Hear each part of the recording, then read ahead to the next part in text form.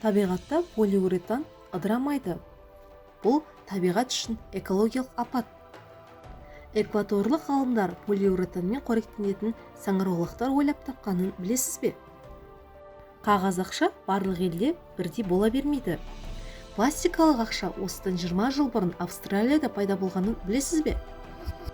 Полимерлерден жасанды қан тамырын жасауға болатынын білесіз бе? Қайырлы күн достар, бүгін сіздерге полимерлер жайлы қызықты ақпаратты беретін боламын. Полимерлер ұзақ уақыт бойы медицина саласында көптеген зерттеушілер мен ғалымдардың назарын аударды. Қазіргі уақытта полимерлерден 3000-нан астам түрлі медициналық бұйымдар жасалады. Адам денесімен байланыспайтын полимерлерді медициналық құрылғылардың корпустарын жасайды. Мұндай полимер түрлеріне әдетте өте қатаң талап қойылмайды. Адам қанымен тікелей байланысатын полимерлер тобы бөлек. Мысалы, диализ жүйелердің компоненттері жасанды бүйрек, жасанды қан тамырлары, жасанды жүрек. Бұл мақсатта қолданатын полимерлердің сапасы пациенттерді емдеудің сәттілігіне тікелей әсер етеді.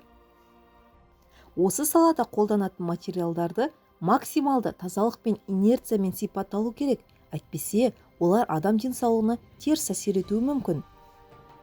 Химия өнеркәсібі оларға қойылатын талаптарды нақты сақтай отырып, әртүрлі полимерлер шығарады. Алайда медицина қолдануға арналған полимерлер әлі де аз. Бірінші кезекте міндет адам ағзасына зиянды әсер етпейтін медициналық таза полимерге арналған техникалық шарттарды әзірлеу. Дегенмен, қазіргі уақытта полимерлердің медициналық маркалары индустрияда берік орныққан.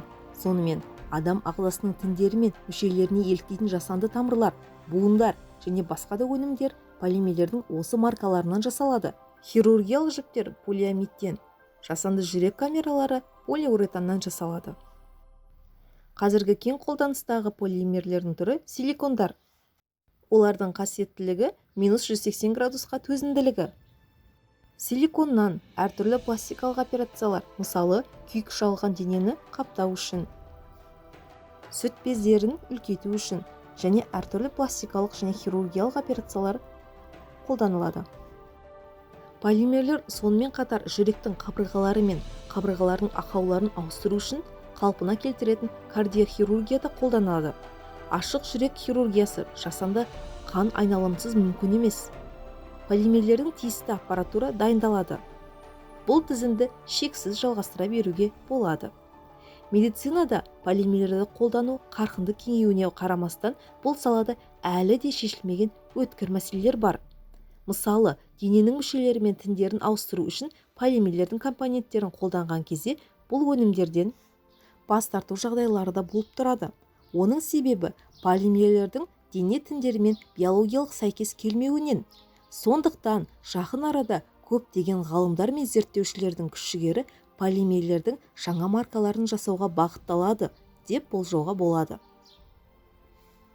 Мұндай полимерлердің қуыс операциялары немесе уақытша импланттар үшін инновациялық тігіс материалдарын өндіру үшін қолданылуы мүмкін.